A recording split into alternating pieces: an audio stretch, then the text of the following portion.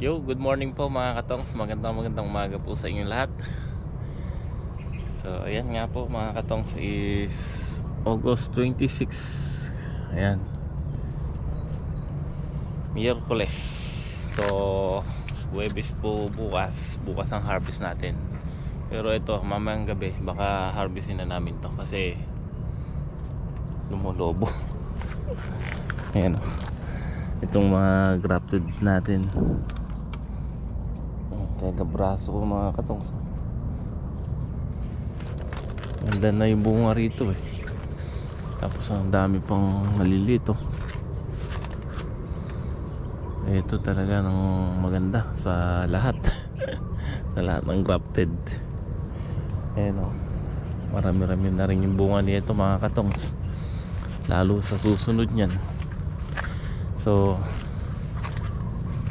tingnan nyo po yung laso nya sa ibabaw. Kada may bunga.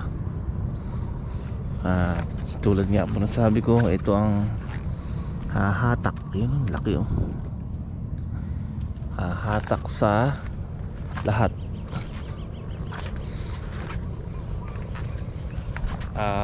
Ito po mga katongs, itong grafted na ito, itong area baga pang panato eh. Siguro tatawagin na lang natin na area 3. Ito area 3 ng grafted kasi ito yung huling tanim at pinaka huling tanim to kasi nauna yung harap, yun ang tatawagin natin area 1, tapos yung area 2 yung likod, yun ang sumunod na tanim. Magkasunod po yun. Ito como kasi itong area na ito mga katongs, dapat ang plano namin dito ni boss siling panigang. Nagkataon mga katongs na sumobra yung punla natin na kulang na 6 na tray sa grafted, kaya mabilis namin na piniprepare ito para maitanim yung sobrang punla na grafted. Halos kulang 6 na tray po yun. So nung pagka proto po nito antimano, hinalo lang po namin ng disco at saka namin tinudling, yun lang, tinudling at saka nilagyan ng plastic mulch. Pero nung tinudling ko po to, hinaluan natin ng ng dupos, pinaupuan natin ng dupos. Ang nilagyan natin dupos dito mga katongs, 4 na bag dito po sa 8 tudling nito. Bali papatak po ng 10 kilo isang tudling na dupos ang napaupo natin. Mainam din pala yan mal. Parang yun ang nakaganda ng bulas eh. Pero hindi pa doon natatapos mga katongs. Nung mayari namin tudling, nilagay namin plastic, alam niyo ba yung punla na ito mahahaba na. So pagkayari namin tinanim yung nilagay yung plastic, itinanim namin kaagad. Yun, tinanim namin kaagad kahit wala pang mga tulos yan, wala pang basta nakatudling lang po na may plastic yan. Tapos po mga katongs, nag-aaraw po nung tinanim namin eh. Ang hirap bumulas dahil sa init. Nalalanta na to itong mga tinanim namin dito. So ang ginawa ko, pinagtsagaan lang namin dilig-diligan. Tapos yun, lumipas yung 1 linggo, parang walang nagbabago at mayroon pang namamatay. So bala ko na nga pabili ng isang pack para mag-ipunla ko na lang, tapos para may kwan ng itanim, kumbaga nag-aantabay. Kasi nga talagang totally lanta po lahat yan pagka nakakuha ng araw. So nung ilan araw pa lumipas yun, kumbaga siguro nung naulan, tapos tumalab yung pinaupo natin, gumanda bulas, doon nagsimula po mga katongs. Pero nung pagkatanim namin, sinusundan na rin namin ng kabit ng bukawi, mga balag, tulos o serga. Habang binabalagan nga namin to, talaga nawawala ako ng gana. Sabi ko, sige ka ako, balagan natin. Hindi man ako tumubo, bibili tayo ng buto. So yun, yan po ang kwento ng 8 tudling nito. Pero kita nyo naman, sulit naman. Sabi ko nga, ito ang hahatak. Tapos pupuntahan natin yung kabila, yung sa may dulo, yung area 2. Tatawagin natin area 2 na grafted. So yun nga lang talaga, may pa isa-isa lang na sasangahan siguro to. Pero may sanga siyang buhay, may sanga siyang nalalanta. Hindi ko alam kung ano yan. Pero walang naman madalang.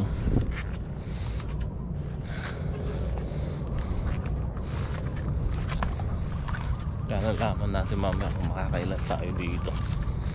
Okay, harvestin na namin ito mamayang hapon. Sa paglamig at nakabawi na. Ayun, malalaki na eh. Tapos bukas umaga spray.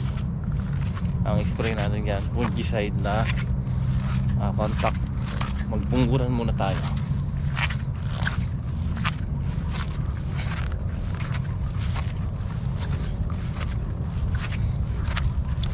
Update tayo. Kaya yun nga po, ito yung sili. Kaya ito na lang po ang nataniman natin ng sili na yan. Itong natira na dapat to, ito kasi itong balag yan, diretsuhan talaga yan pagka tinanim na namin to. Yun nga lang, tinansya ko lang po yung tira naming punla dito. Kaya naputol na lang dito yan. Sabi ko, maluwang-luwang pa naman to. So bili tayo ng ng 15 tray na panigang. So yan po ang naitanim namin dyan. Bali 15 tray po na 207 to. Ang 207 mga katong na panigang, nasubukan na po namin to isang beses. Talagang ang ginawa ko pang tudling nun, mababa lang, tapos double row. Tinanim ko po ng Mayo, kami June, July.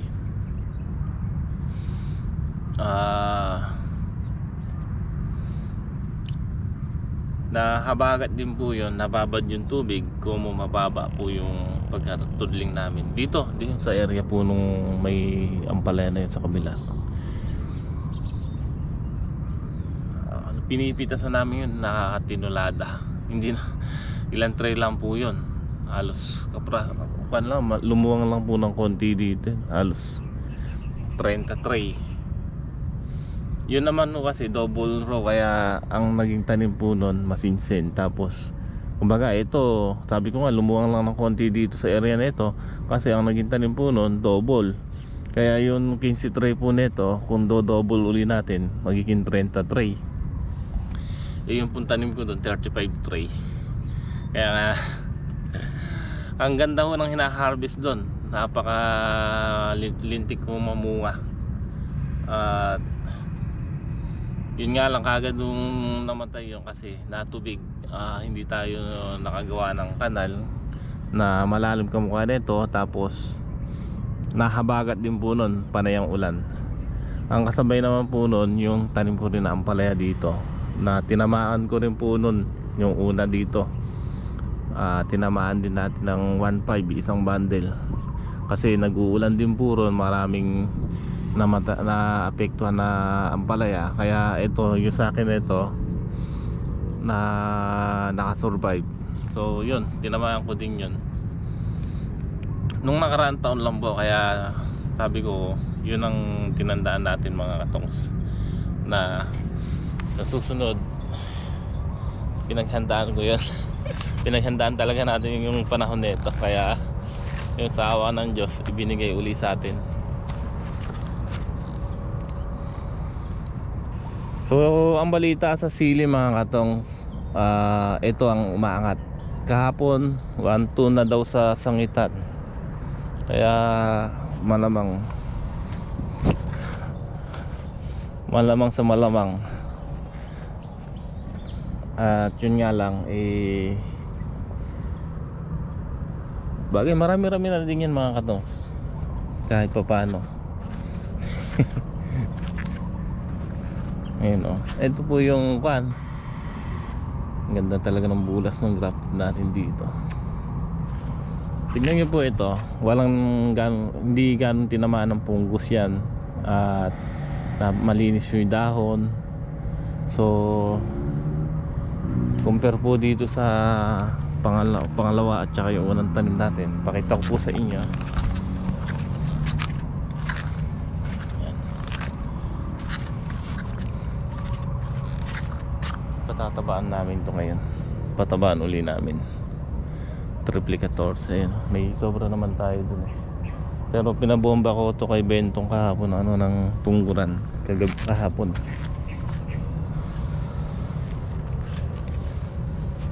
Didilig namin yung pataba rito sobra. Sayang para medyo bumulas. So ito yung sinasabi ko sa inyo, pangalawang tanim na graft. Tawagin natin area 2. Yan. Ito kasi tinamaan ng punggos nung nag-uulan. Kaya pinatanggal ko yung dahon na ng mga nanilaw. So ayan, sa taas sila bumubulas ngayon. Ayan o, kasulukuyan din naglalaglag ng bunga. At nakabawi na rin yung kanya, yung talbos. Ayan. Ito po kasi mga katongs, pinatabaan ko to budbud kinagabihan. Pagkatapos namin magpataba, bumuhos na yung ulan. Puro buhos po yun. Kaya kumbaga yung patabang binubod natin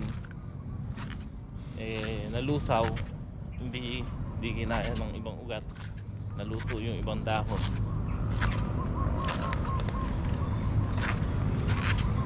Yan. Ang hindi lang po maganda rito itong mga tapat ng mga puno, yan, mga nasisilong. Kasi nung halos isang taon na yung balag nito, magdadalawang taon na itong balag nito. Kaya yan, kumapal na yung mangga uli. Nung tinayo namin to, binawasan namin yung mga sanga na yan. Kaya pagkayari namin ng ampalaya, may itatanim pa tayo isang cropping dito, na magkukuha pa tayo ng isang cropping na siguro nag-iisipan ko pa kung ano maganda. Magpipino tayo dito. So maganda-ganda naman din yung yung ampalaya natin dito. Yun nga lang, talagang hindi lang siya umano nung una. Ayan o. Ngayon maganda na yung nagiging talbos niya. At medyo na-control na natin yung punggos dito. So mamaya pagka harvest or bukas ng umaga, pa-spray na natin na to, pungguran naman.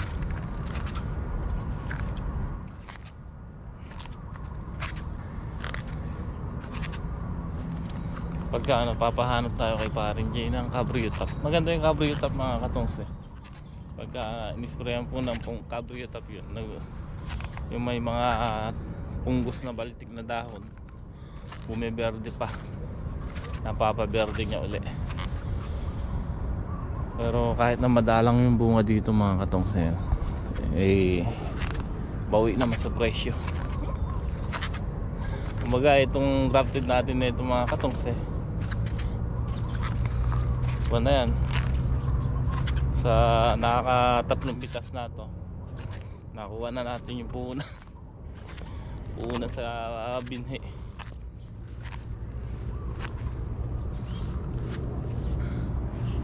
Ayan. May mga areang mahihina lang talaga, pero yung doon sa harap mga katong maganda rin, maganda rin yun.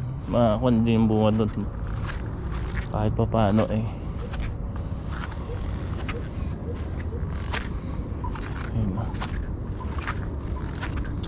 Tumba yung papaya dito pala. Oh, sayang.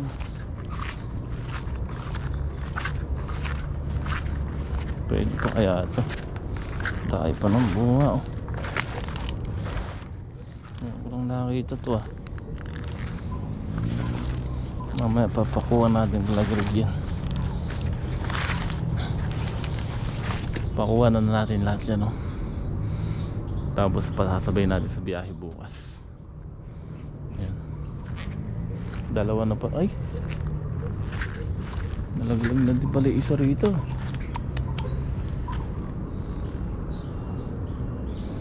Ayun oh. No. Bubulok yung puno pala ng papaya na yan pagka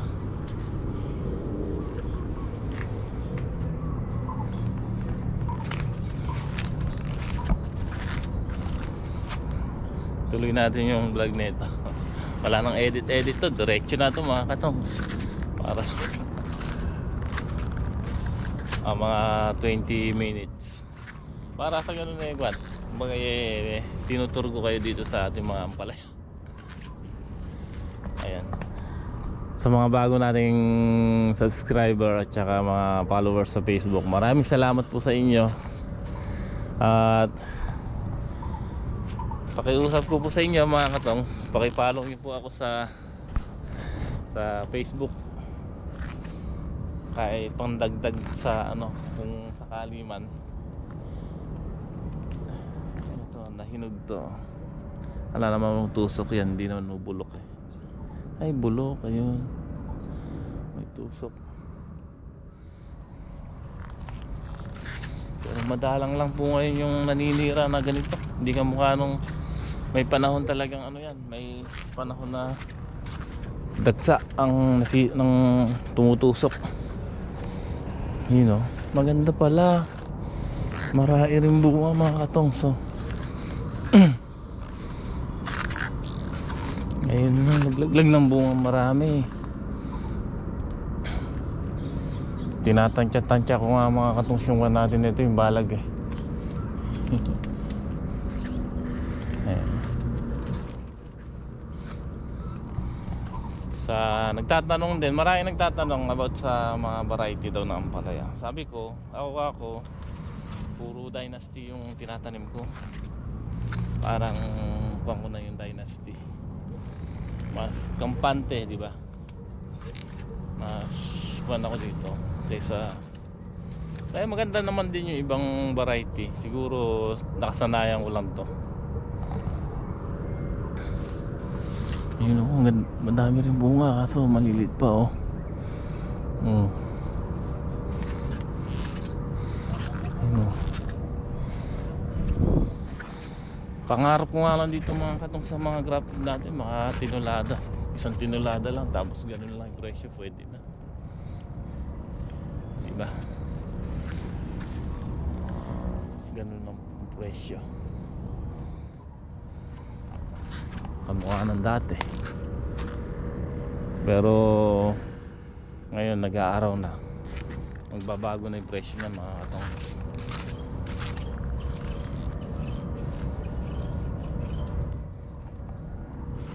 Ayan, makapal na yung ibabaw niya, makapal na din yung bunga. Ayan.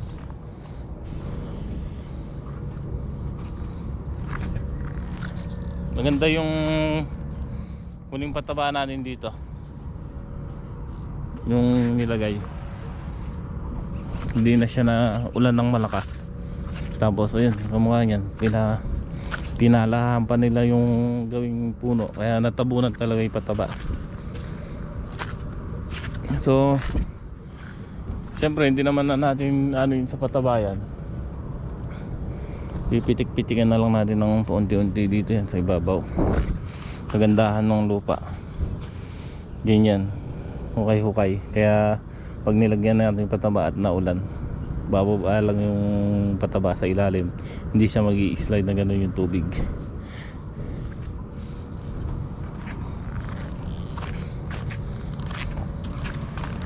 So ito yung pa natin, tatawagin natin area 2 ng grafted. Yung nandun sa harap ang area 1. Kasi yun ang una eh.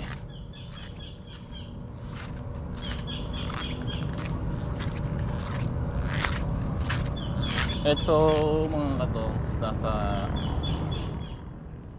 itong area to nito nasa kalahati hektarya to.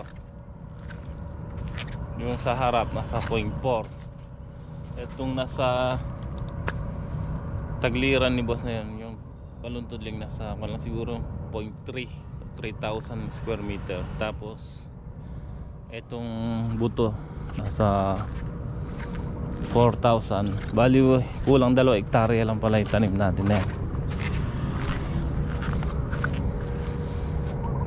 Ang tanim natin buto 1/8 na puno yung buto po nito. Ito po kasi nauna.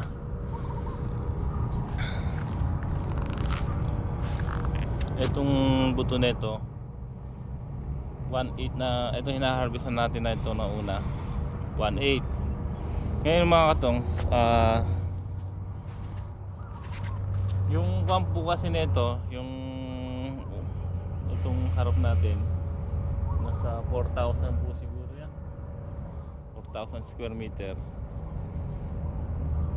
Maganda naman po yung inaani nito. Yun nga lang, noong una natapatan natin yung mura, yung 30, 35 hanggang sa pang-anim na harvest. Doon po nagsimula. Pang-anim na harvest nagkuha na po ng 80 o 80 isang kilo. Pang-pitong harvest pumalo na po ng 110 isang kilo. Pang-walong harvest 120. Pang-siyam na harvest nung huli 140. Kaya yung lang po na yun, yung 4 na harvest na yun, bigyan ko po kayo idea dito. Yung 4 na harvest po na yun, ang benta nung pang-anim is 76,000. Yung pambito 125,000. Pangwalo 145,000. Tapos yung pang-siyam 165,000. Bali yung 6 na po na yon meron ng kalahating milyon. Ay, yung 4 na harvest po na yon merong kalahating milyon ang naging benta. Yung bukod pwera po yung unang harvest hanggang sa pang-5. Yun lang po, mababa lang naman po yun. Meron siguro ano yun, ewan ko lang magkano, kasi tinulada rin yung dalawang sunod na harvest nun eh. Maganda rin yung benta nung una at saka yung pang-5 harvest. So nung bandang huli lang tayo bumolium. Talagang yun ang natin. Pero ayan, pang 10 bukas. Marami-rami pa po ito. Ayan o, mga pang 12 harvest meron pa tayo dyan. Kahit pa paano ay hanggat lumilipas po ito yung mga arangkada, yung grafted. Yun lang po kaganda sa tanim natin.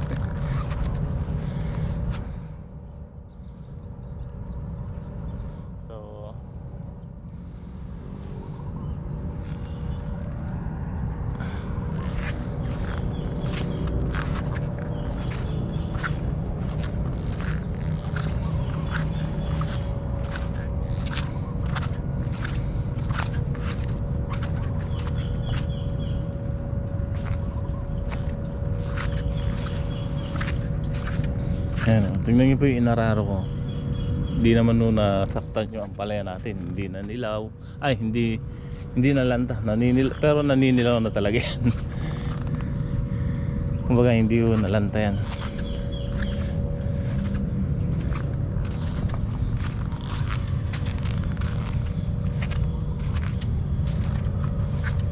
So punta naman tayo doon sa harap.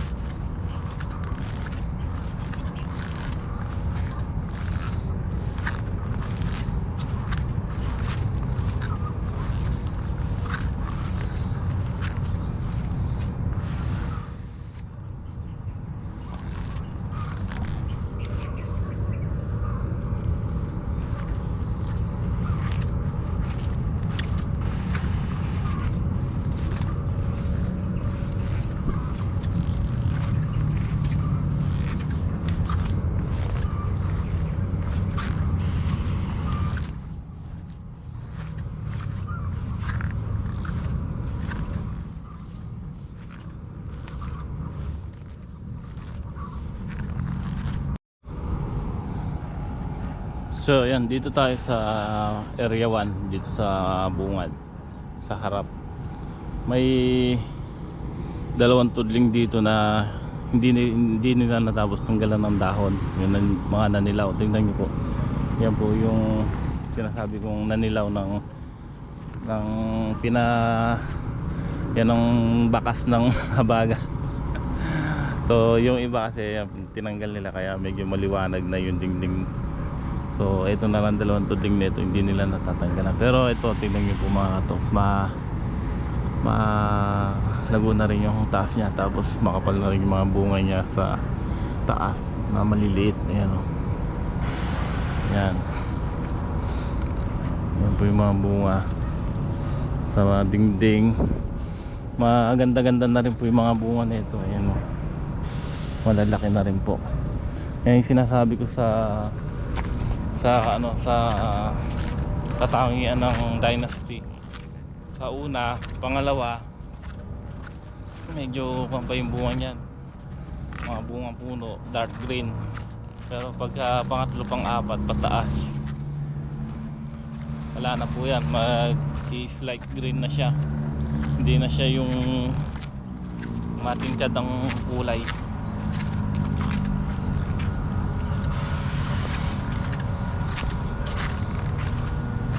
Tingnan niyo po mga katongs dito. Dito ba yan?